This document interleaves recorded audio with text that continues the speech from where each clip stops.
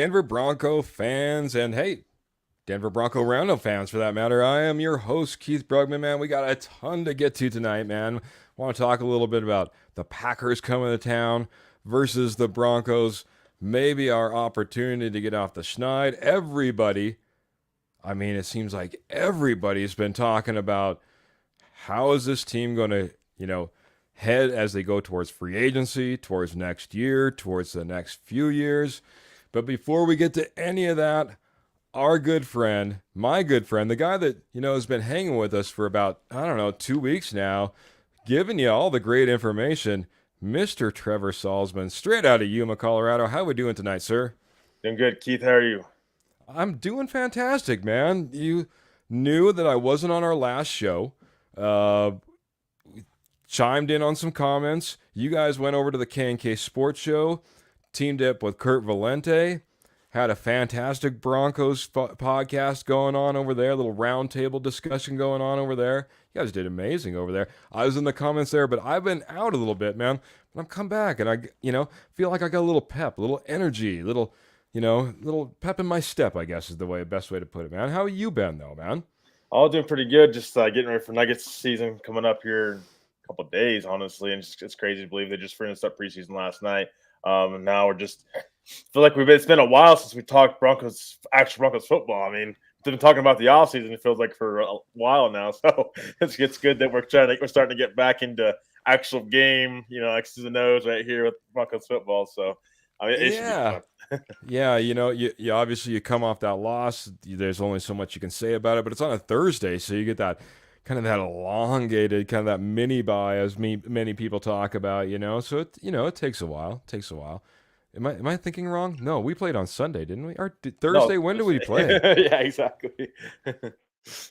Seriously, when did we play, man? I've been out for a couple days. I've been out, literally out of state. I can't even remember anymore. Last Thursday, so it's been a Last week. Thursday. Okay, I was right, man. I Yeah. appreciate it. You just had to bring me back to reality a little bit, man. I'm telling you. I know I was a forgettable loss, but it's starting to become a little bit of a forgettable season, unfortunately, fans. And that's where a lot of us feel. But we can't forget about this team that's coming in this Sunday and the struggles they've had as they tried to move on from their franchise quarterback, move into a new era. It's the Jordan Love era, and when Aaron Rodgers was in Green Bay, he used to he always wanted a few more weapons around him and a few more pieces around him in order to try to make a run. Well, out goes Aaron Rodgers. Jordan Love didn't get a whole lot more in return, and that's kind of starting to pay dividends or not pay dividends for the Green Bay Packers. They've been struggling, man. They started a little bit hot out of the gate, but been a little bit, like limping in, I guess you could say, as they come into Mile High. How do you feel about this Green Bay Packers team, man? Yeah, like you said, Keith, when they moved on from Rodgers, they were thinking, oh, Jordan Love's the future quarterback of this team, and he's proven otherwise this season. I mean, he's got 8 touchdowns and 6 interceptions on the season. That's not a franchise quarterback at all. And so I think this is a run-heavy team more than anything, but I think this is a team that I think clearly they're going in the next era of Green Bay Packer football. And I think they're just kind of stuck in the middle, I would say, of what they're trying to do. I mean, are they going for a franchise quarterback, or what are they in the draft, or how are they gonna build this team up? This is a team that goes to the draft to build. So we'll see what they do, but I think this is a very favorable matchup for the Broncos. If you're gonna get right now, this is the time. This is a Packers team that's very beatable. There's no reason why you can't. I mean, if you lose this game, I wouldn't be surprised because we had the Commanders come in and the Raiders come in, and those teams aren't playoff teams anyways. But this is a game to get right and maybe hopefully start something the positive direction of just let's get a win. I don't care really how you win, just find a way to win. I'm tired of the losses, the L's, L's. We want wins. I don't want to talk about lost season. Yeah, I want to talk about wins. Oh my goodness, poor Trevor, man. We were talking a little bit about our ages right before we got on. I don't even think I disclosed my age, man. I'll get that for you when we get off the air. I'll tell you how young I am, even though this gray beard makes me look old, or something like that. But that being said, you've been struggling the majority of your young life, the Broncos have been struggling. So I get that, man. I totally get that. It's time. It's time to, start winning. It's time to start putting things together. And a guy that always puts things together, Mr. Kirkpatrick, or Kurt, yeah, Kenny Kirkpatrick. Man, I'm like all over the place. I got Kurt on my mind from the Denver Broncos show that you guys had, the roundtable that you guys had. This is Kenny Kirkpatrick. I'm sorry. He said, "What a pleasant surprise this is. Good evening, fellas, my friends at DVR. Speaking for Kurt, Wednesday was a lot of fun with the guys." Yeah, it looked like a lot of fun, man. I tuned in even though I wasn't able to come in to the show. But I was on the comment boards, and man, what a great discussion. Like I said, K&K Sports Show, if you're looking for, well, one, they have that one Denver Broncos show. He's doing it every single Wednesday from what I've seen. Kurt is the leader of that, Kurt Valente. And he's got that Denver Bronco Roundup show, but they're covering everything, guys. Great Wits and Wagers show. Make sure you're checking in for that if you're ever interested in betting and how it works, man. I'm telling you, these guys have got it going on, but they cover all the major sports. They do it with an East Coast flair. They do it coast to coast, not just Broncos related, like the Rocky Mountain Sports Network, which you're watching right now. Hopefully, you're already liking, sharing, and subscribing to the Rocky Mountain Sports Network and the Denver Bronco Roundup. But we always love our friends like Kenny and Kurt. So another good friend of ours, fantastic friend of ours, the Ronk, Mr. Michael Ronquillo, coming in here saying, "Good evening, Keith and Trevor. Go Broncos." And we need a little bit of that, buddy. We need a little bit of winning. And a guy that's happy about his wins and needs to learn how to do that StreamYard, Facebook, let them use your identity. This is Mr. Jody Moncrief coming in saying, "Just win like my Astros did." Yeah, that would be nice, man. That would be fantastic. Astros pulling it off, coming back in the mix, man. Scherzer came back a little bit too soon. I'm just going to get a few more comments here, and then we'll dive back into this, Trevor, so I appreciate you. He's got the head nod going on, and I apologize. I'm like running through comments. Mr. David Slade saying, "Good evening, Jensen." Good evening to you, Dave. Here's a guy, kind of reminds me of Sis over on the K&K Sports Show. If you ever get a chance to see Sis on the screen or see him in the chat board, he brings it real. He's not going to sugarcoat it. And that's the way that David Slade is, except he maybe does do a little bit of sugarcoating because I think there's a little bit of sugar in that Willow Seasonings and Blends, at least a few of those. So we'll talk about those guys a little bit later. And finally, just Kenny coming in here and saying thanks, Keith. But getting back to this Packers team, man, yeah, Jordan Love, he looked, honestly, I still remember even talking with another friend in the sports business about I think it was game 1, game 2. I said, "Man, how do you think Jordan Love looks so good?" He's like, "Not too bad. Isn't doing too bad." 5 of those interceptions have come in the last 2 games, guys. It's easy to come into the league and maybe be able to fool a few people right out the gate, but we're 6 games in now, guys. And you better know your stuff at this point. This is when the rubber hits the road. This is when all the tape's out there. So what kind of tape of the Green Bay Packers can we exploit, Trevor, and maybe put up some points and get that win? Yeah, I want to say this too. The Packers might have the same record as the Broncos right now if they didn't face the Bears. I mean, they faced the Bears. So, I mean, I'm not trying to shut down this team by any means, but I'm just saying they did play the Bears. Now, they did beat the Bears by more than the Broncos did, so I can't say, I guess, anything there, but they did play the Bears.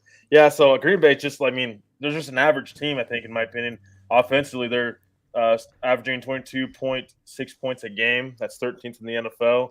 And then 30th in rushing yards and 28th in passing yards. So their offense is really, it's not there right now. And their defense is 22nd in points allowed, with 22 and a half points per game. So this is this is a get right game for the Broncos. You have to. You got to take advantage of it. We got to see Russ. I want to see. This is the best game of Russell Wilson this year. I don't see why you couldn't see that in this game. I really don't.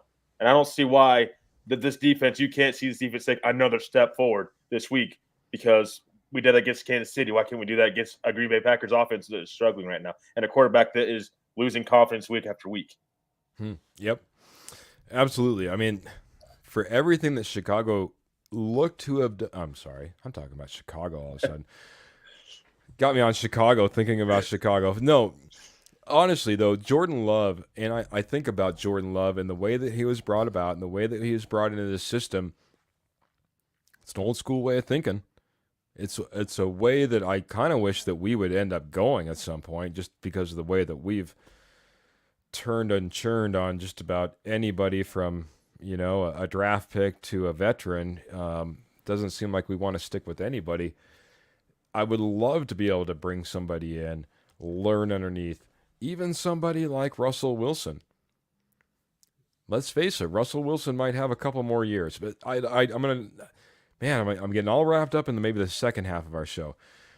The Green Bay Packers come in here, man, and one thing that stood out to me is this defense of theirs is a two-sided coin. They are one of the better teams when it comes to pass defense. They are one of the worst teams when it comes to run defense. Not the worst. That would be us, I believe. Because we tend to hang out down there. But that being said, it tells you where we should be able to exploit this team. It tells you what we've been talking about for week after week after week. It seems like Sean Payton has been up there and saying, yeah, didn't do it, need to do it, got to find a way to stick to it. It's the run game, guys. We need to be able to get this run game going. Trevor, we have Pookie, we have, Javonte Williams coming back from that hip flexor. Samaje Perine has struggled to be a running back that I thought he was going to be for us. And we have Jaleel McLaughlin. Do we have enough to exploit the run defense that is the Green Bay Packers living at the bottom of the stat sheet? Yeah, I mean that's what I'm saying. I think one of the bright spots this year and going forward, I think, is Javonte Williams and Jaleel McLaughlin. I mean, those two, in particular, going forward. I mean, he's gone for the year, so I mean, it is what it is. But those two, with Williams and McLaughlin, those two could be a good combination together. I mean, McLaughlin's speed, Javonte's power. I mean, you can really do something with that. I think you can exploit this defense even more. Now, can Sean Payton stick to the run? That's the thing. That's my biggest question. He mentioned a comment today about Marvin Mims. Like he said something about how, and I want to point it out real quick, about how, I need to get Marvin Mims more touches in this in the game.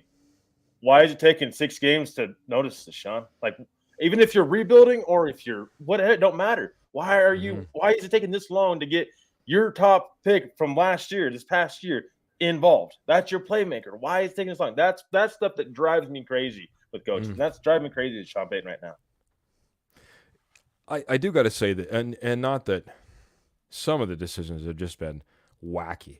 I mean, dress 52 guys rather than 53 and not bring a corner, not bring a safety up, not bring a JL Skinner up, not bring a Riley Moss in, it was just ludicrous. I mean, are you telling me one of these guys can't be a gunner on special teams? You know what I mean? They can't even help you out there. It's not even worth bringing them up to the 53. This is insane. At some point, you have to get these guys on the field. On the other side of the coin, whether you're trying to audition guys, whether you're hoping that your guys that you've brought in to be that, years ago, to have that veteran presence on this team, to lead this team, Jerry Jeudy's a top pick. Cortland Sutton was a Pro Bowl selection. We do have guys out there that we're trying to get the ball to, and if we're going to run a run-heavy scheme, which a lot of our sets are still looking like we're doing it, even if we're passing out of it, then you don't put a whole lot of wide receivers out there. You bring in your fullbacks, you bring in your tight ends. You're running heavy sets at that point. So it's not like we've been 4 or 5 wide all the time and all of a sudden Marvin Mims can't make the field. That would be having me just screaming at my TV at that point. But I get the point, man. At some point, you got to get these guys out here. They got to start, taking the field and taking over in one way or another. Digressing out of that, getting a little bit back to this game again, man. See how easy it is just to slip on over there real quick?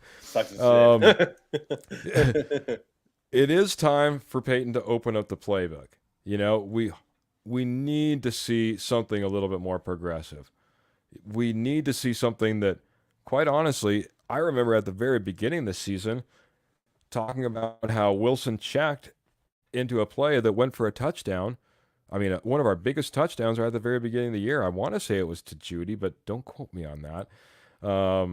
That being said, you know, we need to have that flexibility. We need to be able to have defenses on their toes. And I feel like what we're coming to with, coming with to the line of scrimmage is very, very vanilla. I agree 100%, Jody. I think we need to open up the playbook a little bit. That being said, I want to talk about this, Trevor. At some point, they got to be saying almost the same thing up in Green Bay. At some point, they got to be saying, all right, guys, just let it all hang out. Letting it all hang out on our defense, what could that look like? And how could maybe this game maybe escape us? We talked about maybe how we could win on offense. How could we lose on defense, man?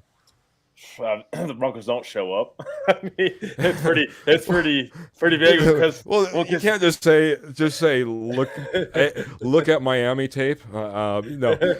Well, the reason I said it's because they're the 30th in rushing yards and 28th in passing yards. I mean, that's right there already. That's already a big, confidence builder. I should be for this defense. This is probably one of the more struggling offenses you're going to face this year. I mean, this is time to.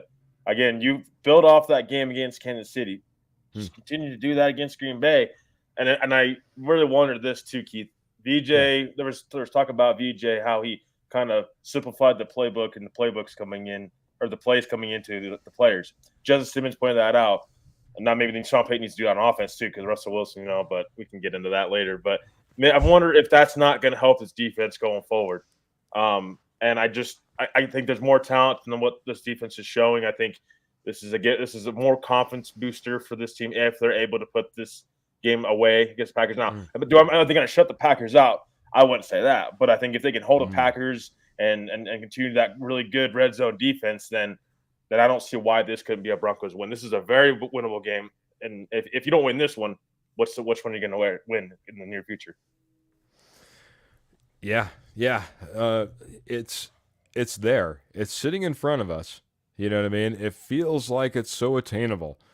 But man, I've felt like that a lot this year. Let's face it, the way this season started off, we were supposed to be, getting our wins early and, kind of surviving and picking up our wins here and there as the season went on. But we needed to get out in front, really, if we wanted to, get that playoff push and get there. You know what I mean? It's tough getting excited, man. And Michael Ronquillo comes in here with a great question regarding this game. I'll let you answer yours. I want you to pick one defensive and one offensive player that you think has to step up against the Packers. I'll give you mine after that. Is that all right? Yeah. I would say probably. I think Russ. I think Russ has got to step up in this game. He had a really bad game against Chiefs, and everybody's talking about benching Russ for Stidham and the injury stuff. Put to rest, Russ, and just go out there and play your game. I mean, you're a starting quarterback of this team. Prove it. I want to see that throughout. I want to see the Russ from 3 games, the first 3 games of the season, in the first half. I'll say that, but I want to see Russ just be consistent and just play with confidence. He had no confidence against the Chiefs. I mean, whatsoever. And it starts with quarterback play right there. And just with Sean Payton calling right plays, being run, balanced, running a balanced offense. But Russell Wilson, he was missing. Let's just face against the Chiefs. He was missing reads left and right, I think, and holding the ball too long. Just didn't have confidence out there. He looked lost out there against the Chiefs. So he's got to play better. But defensively, I would say probably Nick Bonito. This might be a little bit of surprise because get to the quarterback, get to Jordan Love, put pressure on him all day. Nick Bonito, since I would say Von Miller, Nick Bonito has that double-digit sack rushing type player. Like, he has that potential going forward for the Broncos, and I want to see Nick Bonito just push forward, man. He's got to get after the quarterback, put pressure on Jordan Love to make plays. This is a guy that throws interceptions down. He's lost confidence. Take advantage of that and put pressure on him all day. I mean, I think that after Bakhtiari's out still for them, that's their left tackle. Correct. So take advantage of that. I mean, there's no reason you can't get to the quarterback now. So hopefully that's my two guys, but I'm hopeful that those two guys in particular, I think will step up and can be difference makers in this game.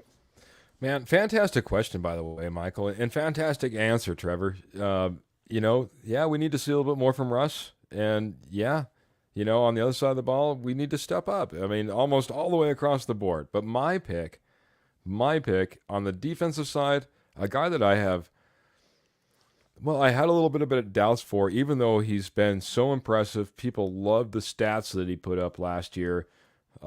People love the guy that he is. But Alex Singleton, in my opinion, needs to step up a little bit. Hasn't been that formidable in the running game, and certainly hasn't shown out as far as being able to cover anybody on the backside. And that's the guy that needs to be flying around of those two middle linebackers. It's not Josie Jewell's job to be. He's more the I guess the nose in the run game, and I expect him to be there. But Alex Singleton needs to step up as far as his pass coverage is concerned. Many a times when I was watching that, the tape versus the Indianapolis, Kansas City Chiefs, Travis Kelce is just getting passed off way too quickly from Alex Singleton and not giving any help then to that corner or that safety that has to pick him up in that zone type of defense. Alex Singleton needs to be more aware. He needs to play better. And if nothing else, he needs to be more formidable in the run game. On the offensive side, I'm going Mike McGlinchey. Mike McGlinchey has taken, weeks now to come into round, and this is the game to do it. This is the game that we should be running the ball. I would say my 1A on that side, or that my 1B on that side is going to be Ben Powers as well, because these are the two guys that were brought in. But Mike McGlinchey, this is your chance, man. We should be running the ball a ton. You should be pushing guys out of the way. You should be getting second level.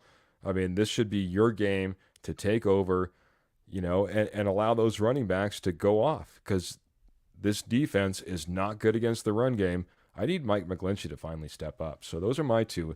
Like I said, fantastic question, Michael. I appreciate it, man. I'm not sure where this came in from, but Armando came in and said, "Come on now, how about that?" So not sure where we got you laughing there, buddy. But I'm glad that we all get a little bit of laugh in here. Sorry, Trevor. Go ahead. No, I was going to say, so that's a great point, Michael, with Mike McGlinchey. Again, what one point in time does Sean Payton play these guys' strengths? If you are constantly passing the football, you're not playing to Mike McGlinchey's strengths. I mean, they're going to have. I mean, they're going to be after Russ all day long if you're just passing the ball all day long. You have to balance. At what point in time are we going to see that? I mean, if we could see that running balance, we've seen it. We've seen spurts of this offense turn into what it should be, the potential, if we just balance it out. Yeah. Why are we getting away from that? I don't understand. Sean Payton's a veteran head coach. Like, why? That stuff drives me crazy. And it's just like same thing with Ben Powers. Now we're going against these guys. We're going more towards our weaknesses instead of the strengths. Like that's just, to me, that's just insane. And I want to make a point on with Alex Singleton and Travis Kelce. Travis Kelce's been a problem for Denver ever since he came in the league. Yeah. I agree. I've seen it beyond Kansas City, but that was just my most recent, and it was obvious. And Travis Kelce will make you look like an idiot quick, man. I don't care what team you are. Like I heard one guy say, and I'll serve this up to anybody. Name one linebacker that covers Travis Kelce really well. Yeah. That's true. It's like, that's true. When was the last time it's like, oh man, Travis Kelce doesn't want to go up against this guy? He just shuts him down every single time they match. No, that doesn't happen. That just doesn't happen. So, and I was saying, I think Travis Kelce is a Hall of Fame tight end, of course. So it's hard to cover that. But I think more so the Broncos have never been able to figure out that linebacker who can cover tight ends in general. I mean, we haven't seen that. I mean, that's what I was more leaning towards, because I mean, they've struggled since Trevathan was here.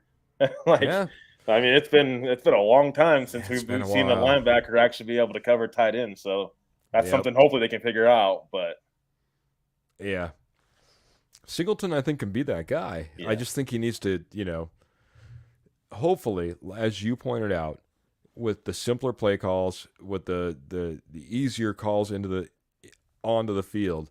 This should make it easier for this defense. I think Damari Mathis will see great benefit and improvement because, again, pass off, zone, what you're seeing in front of you, there's a million things that are going through your head.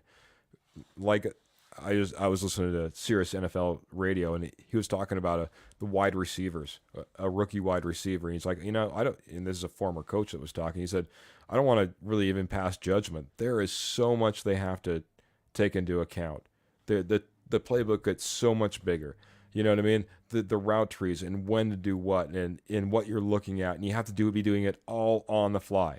I mean, it's just bam, bam, bam. You get half a step out of place, and all of a sudden you're exposed, or the guy behind you is exposed.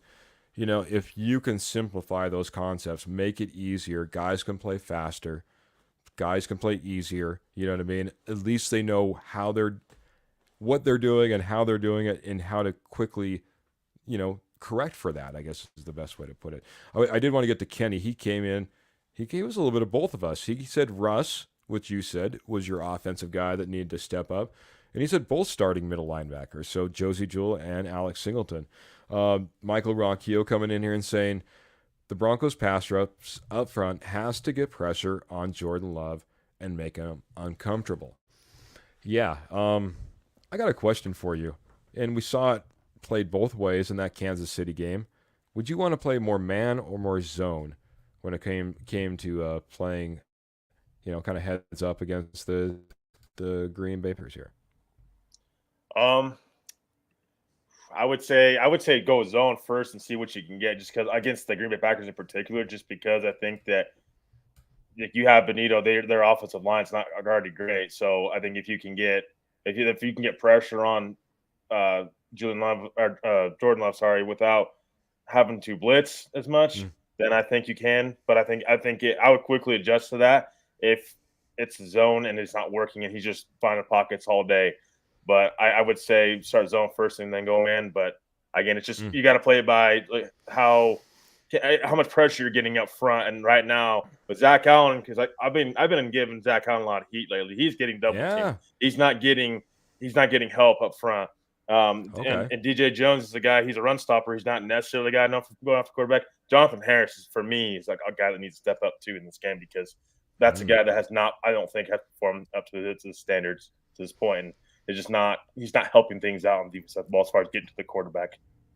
That's very true. I believe, if I remember right, Henningsen got a little bit of start time there last week, trying to take up a little bit more of that spot that DJ Jones usually takes up, that nose, that plug type of guy, kind of coming off of Harris. So this is a game that maybe Harris is able to come back into, and he needs to step up. That's a good call out, bud. It's easy to point towards the guy who got paid a lot of money, who isn't getting to, getting to the ball, getting to the quarterback, getting into the backfield. But at the same time, it's a all-in-one front, man. I played along a defensive front, man. If the guy next to you is not playing well, man, you're going to get exposed real quick. So call out there as well.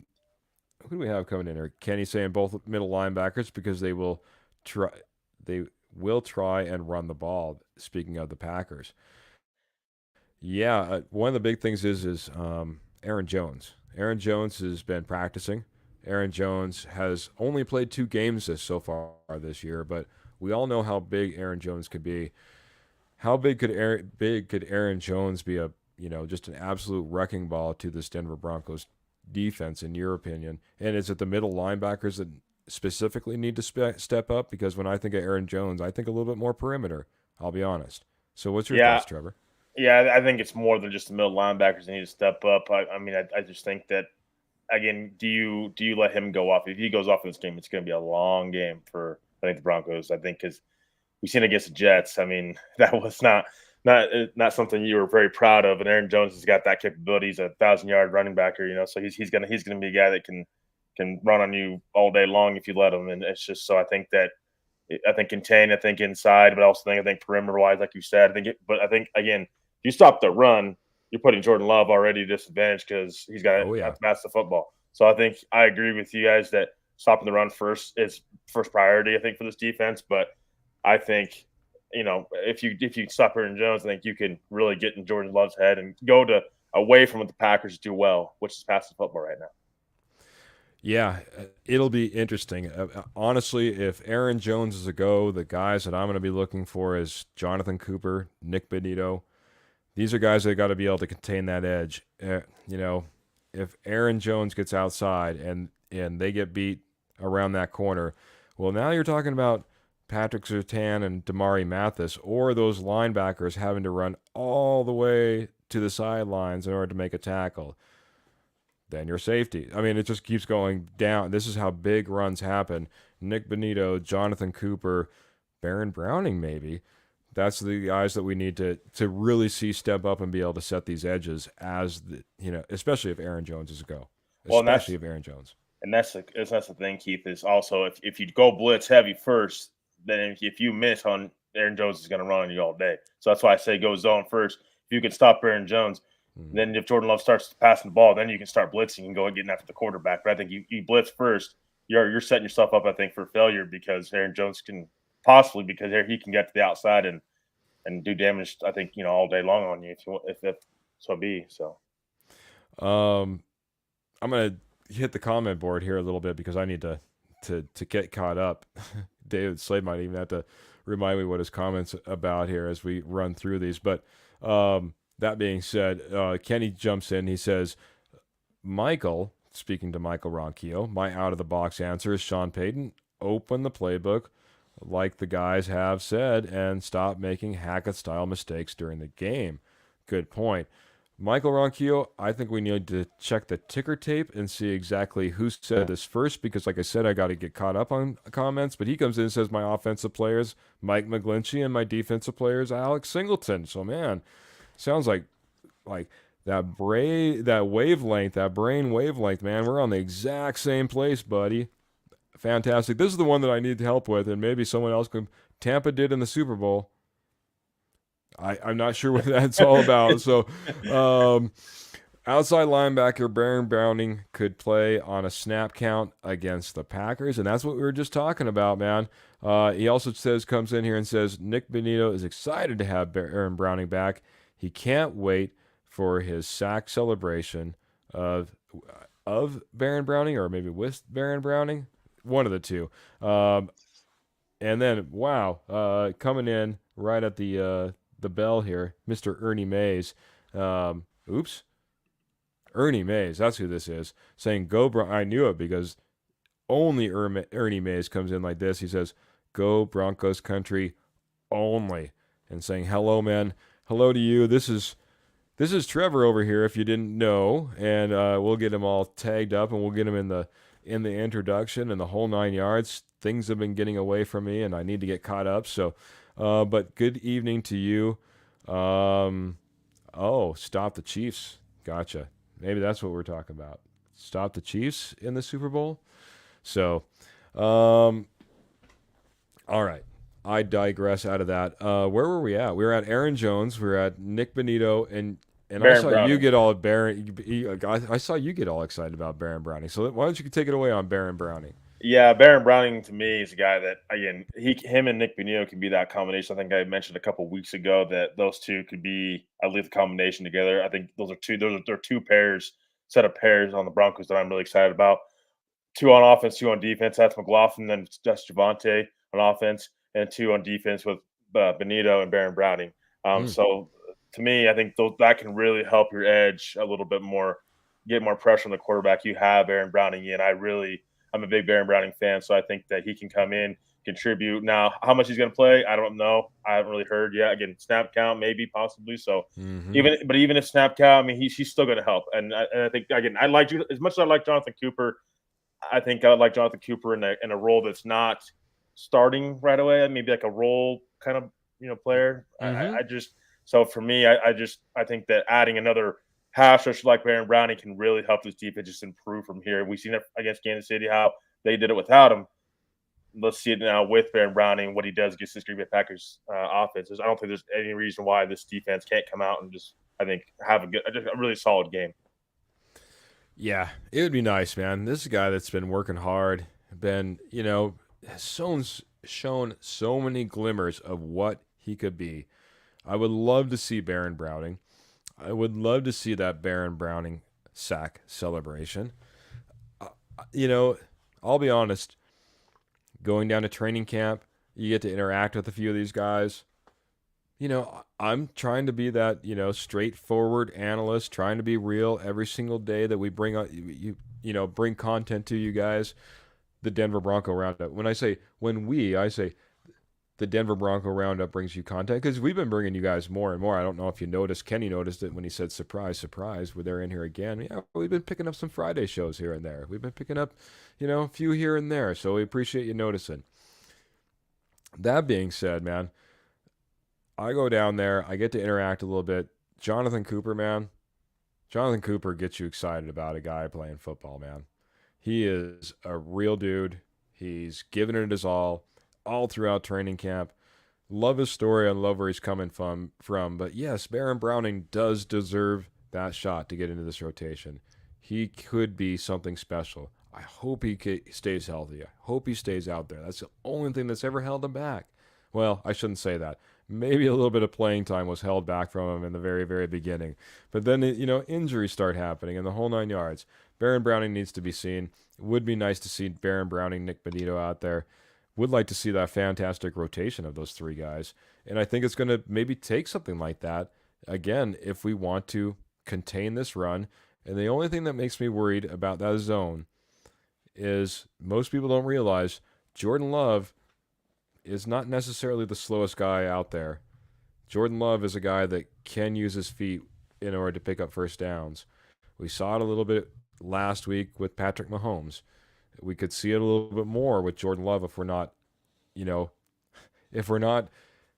careful. That's what I was looking for. Careful. Just a simple word like careful. But that's where I think, in my opinion, when Kenny was talking about those middle linebackers, that's where those guys come in. That's where the guys are got to get there quick and recognize that he's escaped the pocket, man.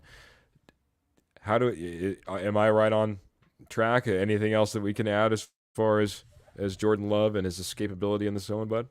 Yeah. So you're right, Keith, with Jordan Love. I don't think he's like, I don't worry about Jordan Love as much getting out the pocket, but he's gonna have mobility. I think it's, again, that's where it comes to pass rushing comes in. Again, if these guys, you get Baron Browning coming in, you're getting less double teams on guys. And maybe you're still getting double team on Zach Allen. Maybe that changes this week. I don't know.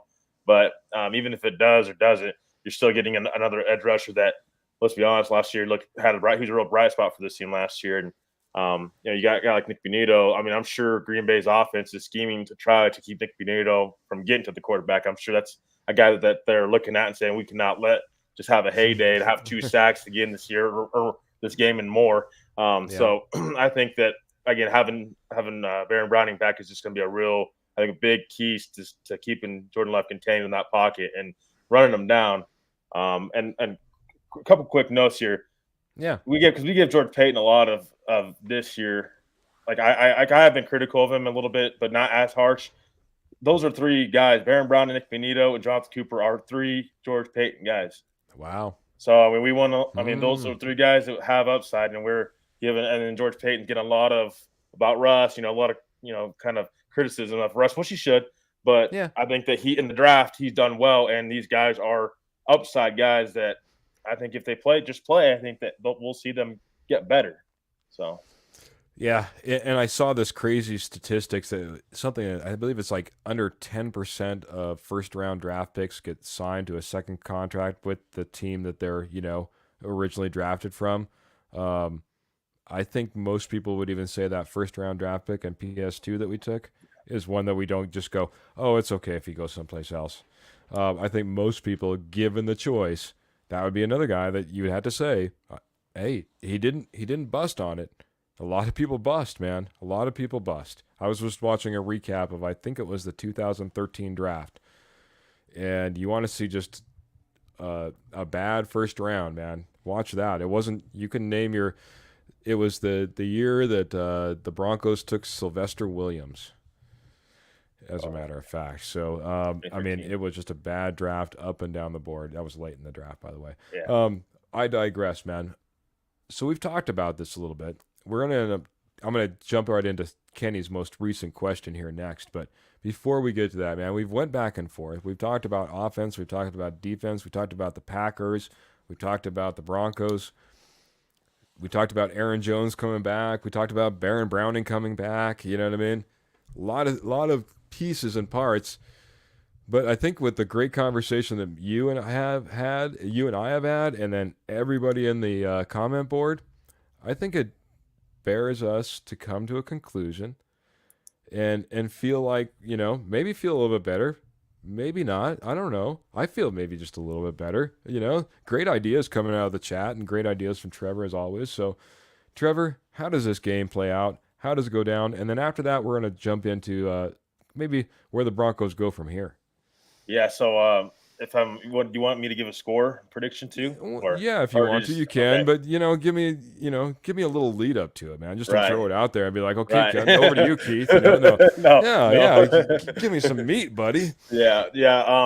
So I think Russ comes out. I think he looks more confident. I think you see this with a little more confidence. I think that you see this run game start taking off a little bit. Again, the big question for me: does Sean Payton stick to the run? Stick to what works in the first half? If it's working first half, stick to it. Does he do that? Second half was it still a problem with this offense? I want to see Sean Payton keep his head in the game, don't lose track of downs, and let this team take care of business, play to this team's strengths, because this is a winnable game. And I'm sorry, there's no excuses if you don't win against the Packers. There's no excuses, and there's no what's the hope going forward. You can't even beat the Green Bay Packers. I mean, we have a pretty tough schedule going forward, so.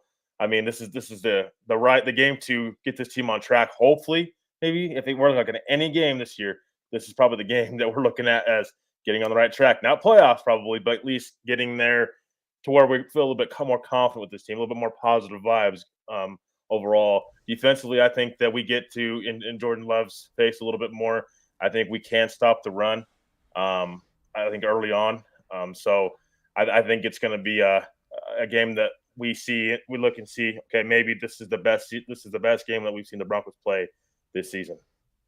Very good, man. Do you want to put a score prediction right now? You want to hold it back on me? Yeah, I was just putting it together before you brought it up. So you're good, man. I'm going to say 24-17 Broncos win. Oh, nice, man.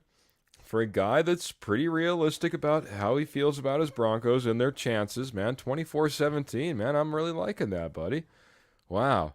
So, yeah, this is, to me, a real simple game. It's a get-right game. It's a get-right game for either team. Both of these teams are looking to get right. As Michael Ronquillo, I threw it up here on the screen here, says the Packers bye week could help them. Yeah. Coming off the bye, a little bit more time to prepare. Yeah, that helps. But the Broncos also too. The Broncos had how long off too? So I mean, little mini bye for them, right? Yeah, there's a thing. It's like everything's coming to a head, right? No, like you said, could we be tied as far as our record? Maybe, man. Eke one out against the Bears, barely by the Packers. Not a pretty win. Well, no, I don't know if there is such thing as a pretty win against the Bears. I don't know. I digress. That being said, like I said, coming out that head, it's all going to come down to who wants it more. Who wants it more? Man, this defense looked a lot better against Kansas City. This defense has all the right to look even better against this Green Bay Packers team as they're at home with that sea of orange behind them at Mile High. They get it going right off the bat, man.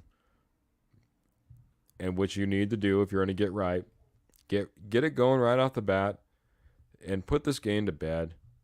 And honestly, I want to see this defense really step up. I think they have the ability. There's no reason they can't. If they can hold the Kansas City Chiefs like they held the Kansas City Chiefs in that game, why can't they do something like that? I'm not going to call it a super, super pretty win. I'm just going to go 21-7 Broncos. Just straight up, 3 touchdowns, hold them to a touchdown, step up, really, really show up, just shut this team down and make it tough on him. So Michael Ronquillo coming in, man. I feel like Michael, 24-17 Broncos, same score as Trevor, man. I love it, man. Everyone's on the same wavelength. Me, Michael, Trevor, man, we're all like one functioning unit this evening. Thanks for coming in here. He says it's going to be a I'm going to be a brother, Matthew, and man, I'm having a hard time reading that. I'm going to read that off the back and then and see if I can catch up on that. Facebook user, this is Mr. Ernie Mays coming in saying 31-24 is his prediction. And Kenny's coming in saying lots and lots of field goals in this game. Broncos 19, Packers 16. I love everyone's confidence, man. It's tough, man, when you're sitting where you're sitting 6 weeks into the season, sitting at 1-5. Doesn't matter who you're welcoming in. It's tough to have a little bit of confidence, but a lot of confidence. I talked about it in the lead up, in the description of the show, man. It's diehards, man. This is what we're all talking about. Got all you viewers in here, in here in the comments, listening to us. We're out here talking. We're still breaking it down. It's because we're diehards. It's the guys who are going to be there watching to the bitter end, be there year after year. The guys that go through, hard times, even if it's like a third of their life, you know what I mean? Watching a team. That being said, man, it's like, hey, we're going to do it. So Michael's coming in here trying to square this up for me. He says, my twin brother, Matthew, is a Packers fan, and I'm a Broncos fan. Oh, boy. So, gotcha. That's going to be a rough game, buddy. That's going to be a rough game. Both of us, like I said, kind of coming through that crescendo. So I'm going to jump back up here. I'm going to get Kenny's hypothetical question. And I think there's a good way to wrap up for maybe another 10 minutes or so here, guys. Talk about the future. And, I'll even put this a little bit into context. I want to get your quick answer, man. Just yes or no. And you guys can jump in as well. You can expound upon it in the comments. I don't mind at all. Does winning or losing this game drastically change the direction of the Broncos this year? No. No. Is that your opinion or your actual thought process of how the Broncos are looking at it? Well, I would say no because, again, I mean, if you win this game, you're 2-5 in the season, so I think you're still probably selling at the deadline, I would say. Okay. I think that, I mean, this is the get right game, which we say, but this team still needs and lacks the talent, I think, on both sides of the ball to get where they need to go. And Sean Payton, there's still going to be question marks, I think, even after this game of what he's going to do with this roster. So I don't think it really changes the dynamic of this team going forward. I think that, again, it changes their mindset for a week. But, again, we have the Chiefs. But after that, we have the deadline after that, like 2 days later. So it's just like It's going to be a little late right now to say, like, oh, it's going to change, the season going forward, or change the dynamic of this team. Like, we might have a good positive week going forward. We're not going to hear about Russell Wilson, and talk about offseason talk, but probably going to be hearing about trade deadline talk and stuff like that. And so depending on how this game goes, of course, we'll see how it goes, and maybe we'll be a little more confident going against the Chiefs. But I would say no right now. So you're saying even though the mailman waved at me this morning when I got up, the rest of my day isn't going to be good. It's not going to change the whole perspective. Oh, just kidding. Maybe that is a little bit more karma, and we should think about that a little bit better. But yeah, I understand where you're coming from. I would have to agree. Like I said, I took it already down. Michael Ronquillo comes up. He says no as well. Yeah, unfortunately, I don't think we're there. There's just too many flaws that we have to fix in this team. Ones that have built over time, ones that have been made more recently, but there's too many flaws in this team to say a win against the Packers somehow changes the whole trajectory of where you need to go for the season. Unfortunately, that's not the case. We'll see, though. Even if it's a trade deadline and stranger things could happen, we could win against the Chiefs. We could still end up, getting rid of some players and getting salary cap right, which we need to do. And who knows, maybe we continue to still win. But that being said, it doesn't slow you from doing what you need to do. Like I said, when it comes to salary cap, when it comes to looking at offers, when it comes to kind of moving down the road. And like I said, was going to get to this comment because I've had him hanging forever. He says, "This is Kenny. And it's a hypothetical question. If the Broncos decide to draft a quarterback next year, do you want a quarterback that starts from day one, or one that sits behind Russ or Stidham if it happens to be the case?" Trevor, what are your thoughts, man? Do you want a day one starter, top of the draft board, and he's going to start? Or do you want someone that kind of sits behind and learns the system and learns to be a pro? Well, first of all, I don't know that Stidham's going to be around next year if he doesn't perform this year. And so I think if you're going to get a quarterback, I don't think Stidham's around at all. But no, I think that for me, I'm leaning towards more back end of the first round because, again, we've seen it with – I'm going to go back to San Francisco 49ers real quick. They trade for Trey Lance. How'd that turn out for them? They got Brock Purdy in the 7th round. I know it's Kyle Shanahan, but if Sean Payton's this whole offensive, grew to this bright offensive mind, then why can't we take a quarterback back into the first round and just have just as much success? Broncos have 6 picks right now in the draft. If you take a quarterback, that's going to change. You're rebuilding because you're going to have to probably cut Russell Wilson, the dead cap hit. You're going to have to split that up, and then you're going to have to probably offset that by cutting other players if you haven't traded them with Garrett Bowles and Justin Simmons, all those guys, just so you can get your cap situation kind of figured out, or you just kind of eat it and just go from there and you just build into the draft, which I guess, but I just don't know that that's a formula to succeed with a rookie quarterback coming in. And you have that rookie quarterback in. If let's say you take a quarterback like a Drake May, let's say number 2, let's say the Broncos go number 2. So you take Drake May, you're wasting that full year of team control over him, and then you don't have a team to put around him because you're probably, if you trade like a Judy away, you have a Sutton. We'll see what you do with Tim Patrick, and then you have Marvin Mims. But what are you going to do? Like with cap wise, how are you going to be able to prove this team around a quarterback so they succeed going forward? If you trade back and then the first round of the draft or like the middle part of the draft, you get more draft capital, more bites to the apple, and you get your quarterback. Stay behind Russ. Russ can come back another year. I know people are all kind of against Russ right now, but I'm just saying cap wise, and I think it makes sense. And then if Russ struggles next year, you have that quarterback that can come in and play right away. Sean Payton guy, quote unquote, coming in and can take over for Russ, and you still have the draft capital to fill other holes in this roster. Because one thing I mentioned the other night was this Broncos past 2 off seasons, they've tried to really pass this team up in free agency. It's not worked. They spent $59 million this past off season, and it did not work out for them. And so here's the thing: what's the formula of success for this team? Built through the draft, I think. You have to build through the draft. You see some of these teams that are successful. The Detroit Lions, what do they do? Build through the draft. So I think that that needs to be a formula that needs to be coming up on, this new era of Denver Bronco football going forward. A lot of great stuff, man. A lot of great stuff out of that, man. I'll be honest, I go back and I go forth and I go back and I go forth because, if we want to start diving off into a completely different topic, I'm an Angels fan. There's not many of us out there, or that claim to be.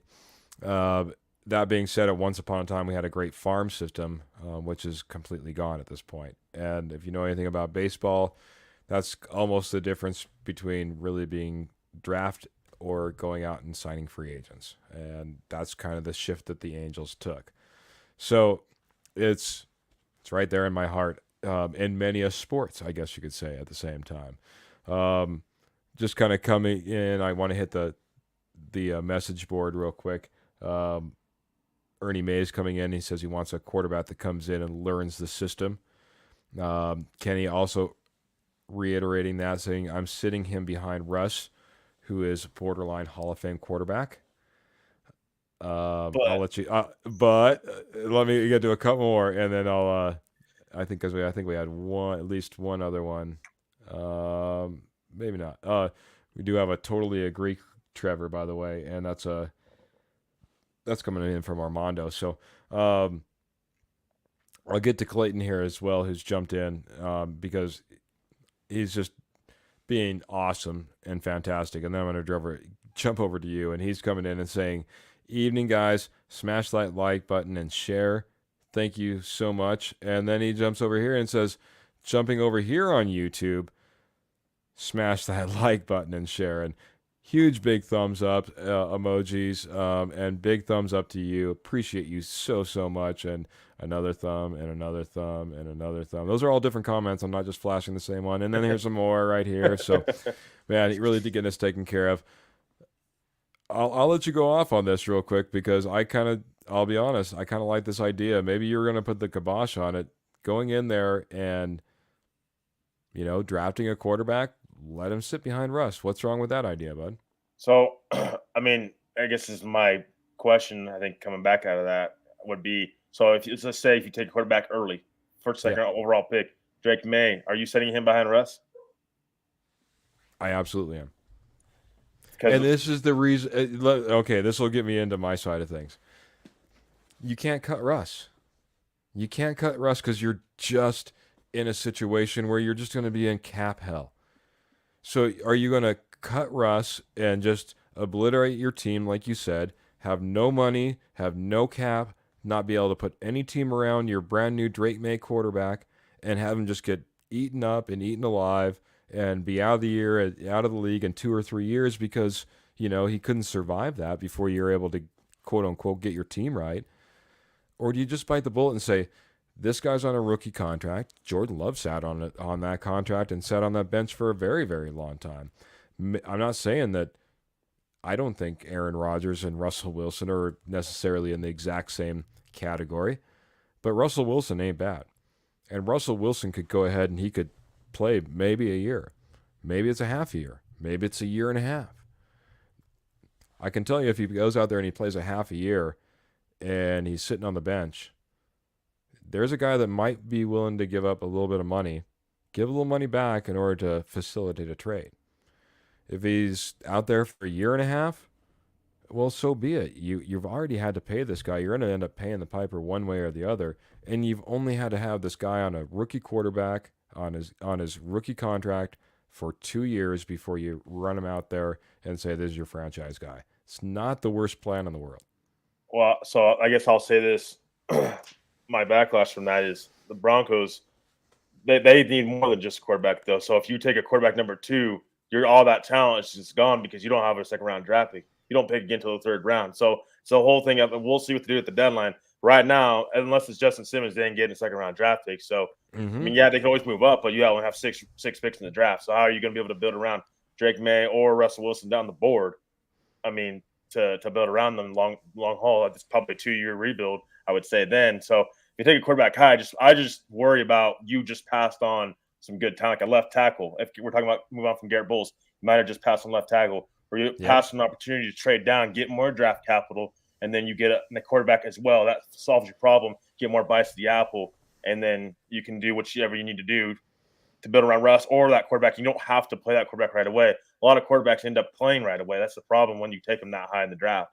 So I wonder if the Broncos take a quarterback high in the draft. I wonder if I think they're probably going to start that quarterback. I think you would need to, just because I know Russ's contract situation, but I think you need to get that guy implemented as quick as possible. Because we're seeing with Jordan Love. I wonder if Jordan Love's not trying to play a little bit of catch up because he's getting the start this year. But I mean, he's been sitting behind Aaron Rodgers for how many years now? So it's just like eventually, I think if you're going to take a quarterback that high, I think you would probably want to start him right away. I would think, but. And I get that. I think we're in a very unique situation, and a unique situation that I sit in because I'm going to jump this up. Kenny's agreeing with you. He says, I am Trevor because a lot of QBs in the recent drafts, minus Trevor Lawrence, haven't done too well. Mac Jones, Justin Fields, Kenny Pickett, just to name a few. So, yeah, you're going up there, you're spending high capital and putting, it into maybe nothing. That's where I said right now, I need to do my work.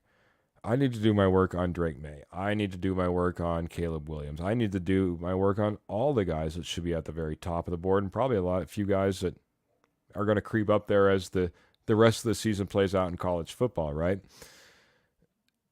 From everything I've heard, this is supposed to be one of the best quarterback draft classes in a very long time. And that's the only reason I'm going down this path. I if there's the possibility of getting a quote-unquote generational quarterback, yet he has to sit behind Russ for a half a year and a half before he sees the field. I'm okay with that. If I'm not chasing Mac Jones.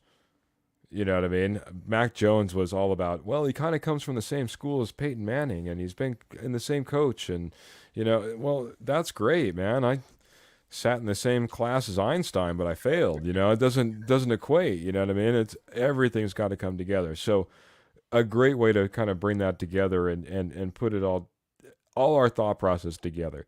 If the guy isn't there, I'm not running or chasing and just putting any quarterback on my team because I sitting there with the 5th pick or the 2nd pick or whoever it happens to be. If he doesn't check the boxes, yeah, you got a lot of other things you need to be thinking about. Whether that's trading that pick, whether it's getting another guy who's going to be a Hall of Famer, because let's face it, if you take an offensive tackle at number 2, he should be a Hall of Famer, you know what I mean? Just as an example, or a wide receiver, or whatever it happens to be. But there's other places that you could actually help this team out. So great call out, but like I said, I think it's going to take us all, just kind of putting together.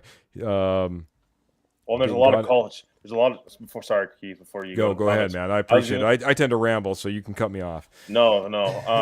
So I was going to say there's a lot of college football left too. So we don't even know exactly where these guys are going to be placed because Penix is starting to go up the board a little bit. I've heard people talking about him being top 3 right now. So there's a lot that still needs to shake out before we exactly know what's going to happen in the draft. Where the Broncos go, we'll get that down the line, I guess, going forward. And again, what they do at the deadline is going to affect what they do in the draft as well, in my opinion, too. So I'll do my best my best Kurt Valente impersonation. I'm not chasing after Bo Nix. I'll tell you that right now. I'm not doing that. But there is a place that we have to go up and down in order to to find the right mix, man. If it's generational, I want to be there. If it's not generational, options are abound. If it's generational, and I'm not going to go down this path because we're going to wrap up, guys. But I might be willing to look at a move on from PS2. But like I said, a lot of research has got to go on for me to be able to put that in writing right now. I'm telling you, man, if you get that generational quarterback, hey, I was mad when we gave up a running back to get a cornerback, and his name was a pretty big name as well. I think most people would remember. Came over from Washington. Mr. Champ Bailey. But that being said, to give up a cornerback to get your all-time quarterback, something that you need to think of. It's a lot of research. It's not something I'm advocating for right out the gate right now, guys, but it's something that if it is that person, if it is that guy, I think you got to contemplate it. I'm going to wrap this up because Michael Ronquillo is coming in and saying, great show, fellas. A great show, Keith and Trevor. Go Broncos. I'm just reading whatever I want to read. I'm not. You can put whatever you guys want in there. It's going to be what I think. We got Kenny coming in saying Zach Wilson, but that being fair, if I'm picking up 1 or 2, I'm trading back and getting lots of capital. Because 2 of the best quarterbacks, in my opinion, are J.J. McCarthy and Michael Penix, a guy that you talked to were just running out the board just as of recently. And he's saying he changed this in his next one. He's saying May is up there as well. McCarthy from Michigan is who Michael Ronquillo is talking about. J.J. McCarthy from Michigan. So I really appreciate, Trevor. He's joined us as of recently, and you've been fantastic, man. A lot of great knowledge. Appreciate you jumping in here, being my co-host on these shows. Thank you very much, man. Yeah, thanks, Keith. I appreciate it. You guys make this all possible. So I want to thank everybody that joined us tonight and that joined us over this past last week, because we had a show Tuesday and we turned around on Wednesday. And we were on the Curve Lente show, so it's Bronco show. So a lot of shows coming out, more content coming out too for you guys. So hopefully, we just appreciate you guys and appreciate you too, Keith, for bringing me on. It's been nothing but an honor to be part of the show. Fantastic, man. I appreciate that. Well, it's an honor to be in your presence as well, man. Like I said, bring great knowledge, great mindset to everything Denver Broncos. And and appreciate it a ton. Yeah, as Michael Ronquillo says, great to have you here, Trevor. Big hearts there, man, as he always is throwing out there for us. So I will run through this really quick, guys, because well, I should, and it's the right thing to do, guys. I want to say thank you to everyone. I can't go back through. I'll name a few names. I know we had Kenny, we had Clayton, we had Ernie Mays, we had Michael Ronquillo in there. Armando was in there. We had a fantastic show tonight, guys, especially since I haven't been promoting this a ton, but just been kind of dropping these in on Fridays. Appreciate you guys jumping in here, being part of the show. Another fantastic Denver Broncos show. As always, we are presented to you by Rocky Mountain Sports Network. If you're wanting to look up any Colorado sports and be in tune, be part of the action, have all the news and notes going on, check out Rocky Mountain Sports Network. Just as of recently, our Colorado Avalanche podcast has just been dropping over on Apple. You can check them out right now. It's Down the Mountain, Rocky Mountain Sports Network. Check it out. That's just as Avalanche season is right around the corner, and as Trevor was talking, man, Nuggets basketball just a couple days away. Everything's happening over on Rocky Mountain Sports Network, so it doesn't matter if it's Broncos, Nuggets, Avalanche, even the Rockies. Check them out. YouTube, Facebook, X, Apple, podcasts. Anything I'm missing there? I can't think of it. One thing I did end up missing, I talked about it a little bit earlier in the show. A little bit of, I said he never sugarcoats anything. That's Mr. David Slade. Mr. David Slade is our fantastic sponsor over at Willow Seasonings and Blends, guys. And Willow Seasonings and Blends is a Colorado-owned, Denver Bronco loving, Blue Ribbon award-winning rubs and spice company, guys. They're all up and down the Front Range, or the Colorado Front Range there, and they're all across the nation. They have places in the Midwest they go to, meat shops all the way on the East Coast. Worldwide, though, with willowseasonings.com, guys, and check them out, willowseasonings.com. You can jump over there at www.willowseasonings.com. And when you're in your checkout, do me a big favor, put in DBR 2023. That's DBR, stands for Denver Bronco Roundup 2023. And don't do it for me. Do it for you. That'll get you 15% off your overall purchase, and also helps out a family in need. He's donating $1 every single time you use that code. Thank you so much, David Slade, Willow Seasonings Blend. Fantastic sponsor, doing great things for us. Final thoughts, Trevor, and then I'll give you mine, and we're going to get out of here, bud. Yeah, I think that, again, thank you guys all for joining the show. Really appreciate it. We appreciate all your guys' support. You guys make this possible. So big shout out to all you guys. Just looking forward to a Broncos game on Sunday and it's finally get a dub. And we want to get a win. I think it seems like it's been forever since we've seen a Bronco game, and forever, even longer, seeing a Broncos win. So just ready to get this win and make this team. Hopefully they will be good, and we can look forward to the Chiefs and hopefully have some momentum. Maybe we beat the Chiefs too. I mean, I'm just saying the Chiefs are not the same Chiefs they've been back in the day. So I agree with that. I'll agree with that. Yeah, echo exactly almost everything that you said right there, buddy. Thank you to all our fans that come in here, support us every single time that we jump out here on a podcast, Facebook and YouTube. Check out all our fantastic content that we're putting out there on the Rocky Mountain Sports Network website. Like I said, new podcasts that are dropping over on Apple Podcasts. Always like, share, and subscribe. Make sure that you're going over to YouTube and taking care of us over there, making sure that you're subscribing to us over there as well, not just on Facebook. Like I said, we are going to be giving away, and I was thinking about it. Maybe we should just give it away the next time the Denver Broncos get a win. Could be as soon as this weekend. It's a guy that Mr. Trevor called out, actually. Jonathan Harris, I got his signature on a little training camp memorabilia, so I'm hoping that he puts up like 2 sacks, and then I'm giving this away to somebody, and everyone's super, super happy all the way around. That being said, check us out, like I said, over on YouTube as well. We're going to go ahead and get out of here. Always, of course, check out the Tuesday show. We've been doing these Friday shows. You never know. We're popping up over on the K&K Sports Show. You might see us over there again. But always, as always, thank you guys. And see if I can do this. Keep your feet in the stirrups. Keep your guns in your saddles. Keep the Broncos in your hearts. And until next week time, guys, we're out of here. Thank you so much.